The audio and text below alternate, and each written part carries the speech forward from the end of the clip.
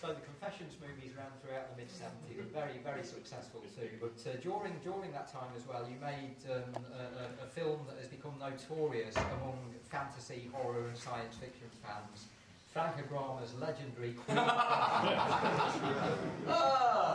And we do have in the audience tonight the world's leading expert on Queen Kong, Mr. Mike Simpson.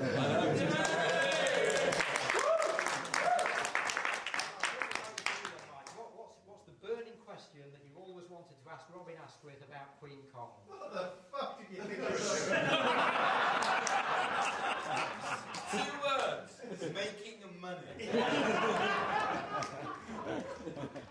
And it seemed like a good idea. Listen, the pitch is great, isn't it? Hey, Robin, you know, there's this big gorilla with huge tits that falls in love with you, and you're Ray Fay. Yeah. Little did I know that actually in reality they'd run out of money, and we'd be on Shepperton Studios. And the company, the special effects company, were called Bill, Butt, Richardson, Kirkland. In fact, David Bill did Horror Hospital, didn't they? Yeah, well, they took over Merton Park Studios. And then they took over Shepperton. Yeah, to change the name of Merton Park Studios. That's why their name is on the That's right. film. But he said, look, he said, we haven't been paid for a month. He said, don't expect too much from the gorilla. Now, the gorilla is like what it's all about. And like, we've shot all this stuff. And I'm in a dress for some extraordinary reason. And money. And we're all standing. It's hot, 76, so it's very, very hot. And everyone's on the set, and we're all waiting. I've got the dress, Rilla Lenska's dressed up as a man, nothing's changed. And then suddenly, it's action, gorilla! And these doors, I mean, it's fucking immense, fucking huge, has come out of these things. It's like Ducker's Barber. The legs aren't quite working. And it's come out like this, and it stood there, fucking big tit, and his arm fell off. Now, I've been told not to expect too much, so I won't expect too much. Fucking arms go up. I don't know what he's been doing, his arms come up. And then one of the breasts sort of went, oh. So in answer to your question, I don't know. I've just remembered the name of the actress. It's Maria Pavlou was inside the costume. That's right, that's right. Sure. Yeah, there you go. Okay, during all these traumas and travails then, did your great director Frank Agrama not assist? What was Frank like?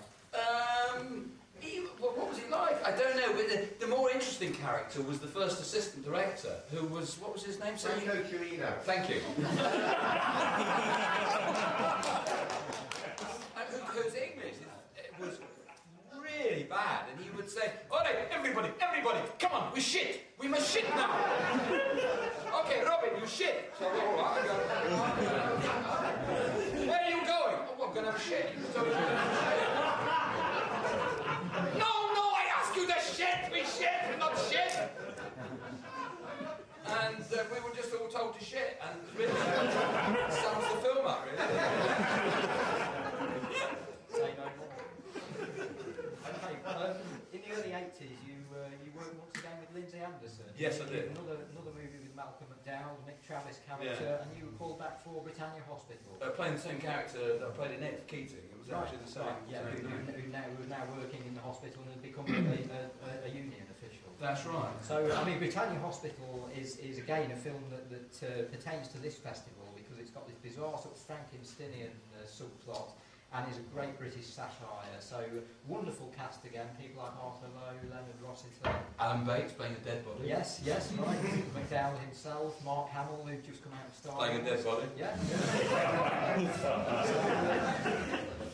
Working with Lindsay again then, how did you fantastic. And there was an article recently in The Guardian by the film critic of The Guardian at the time. I'm sorry, I've forgotten his name. And in this article, he apologises for the review he gave in '82. He said, I got it wrong. He said, I've just seen Britannia Hospital, I got it wrong. It is a truly great film and it was ahead of its time. Yeah. And he said how nice it was to see low culture mixing with high culture, Robin Askwith and Joan Plowright. To which I emailed back, how dare you call Joan Plowright low culture?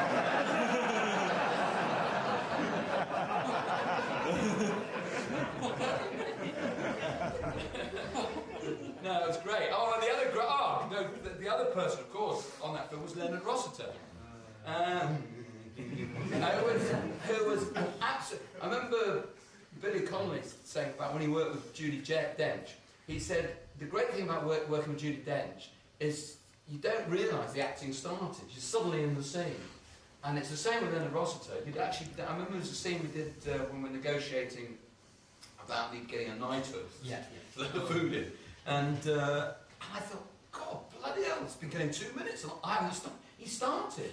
I just thought he was talking to me. He was a very, very realistic actor and it's fantastic. And I remember Joan Plowright, on a more humorous note, saying, oh yeah, Rob, I don't understand. She said, I want to be one of the boys. I want to be one of the lads. She said, you know, I want to come drinking with you and have some fun. And we're walking past Leonard Rossiter's dressing room. And I said, well, I'll tell you what, Joan. Look, this is Leonard's dressing room. Why can you just run in? There's his underpants. And Leonard wore these huge, you know, sort of white underpants. I said, run in there, wave them in the air, and sniff them. And go, this is Lady Olympia, you know. So she said, I'll do it. So she's run in to Leonard's dressing room, picked up the underpants, and gone home. And Leonard and I used to nip out the lunatic asylum for lunch, and then, or go and play squash, because we both used to play squash. But then we couldn't get back in. The guy on the gate would say, I'm sorry, you can't come in. And he said, no, we're actors. Leonard said, we're actors. He said, no, you've got to be mad to come in here. It's a very strange experience. Okay, I mean, there's plenty more of your later career to talk about, Robin, but what I'm going to do now is throw things open to the audience, and if we can have a show of hands, if anyone's got a question for Robin Askwith, one at the back there, please.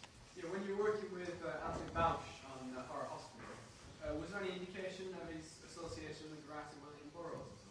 No, not at all. But I knew he had been associated with him Burroughs through Richard here. No, I mean, I was sort of ignorant, really, of the fact at the time I was 19 and really didn't know. To me, it was just another director. But Richard Mitchell, we can tell you more yes, about. if I can answer that a little bit. Anthony Bausch had directed, was actually his first directing job, a short film that William Burroughs wrote and put together called Towers Open Fire. And Burroughs was living at the time in London in the same building where Anthony lived. He had a flat on another floor. In fact, I met Burroughs through Anthony Bausch. And Towers Open Fire is something of a classic now, an underground classic. And, you know, it was the time of the Beat Generation, and Burroughs did another film called The Cut-Ups, which Anthony was not connected with. And but I was, in answer to the question, I wouldn't be aware of any of that. no. So, I mean, it didn't involve Horror Hospital, or he had nothing to do with Horror Hospital. But the association was the short film Towers Open Fire, and the fact that Burroughs lived in the same building, and he and Anthony had become close friends.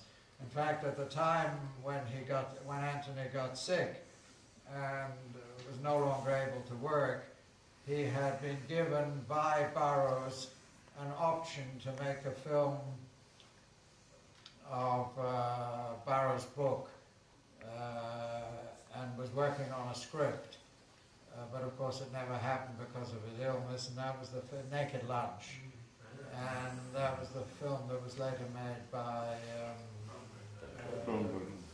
David Cronenberg, in a completely different version from that which Anthony had planned to do.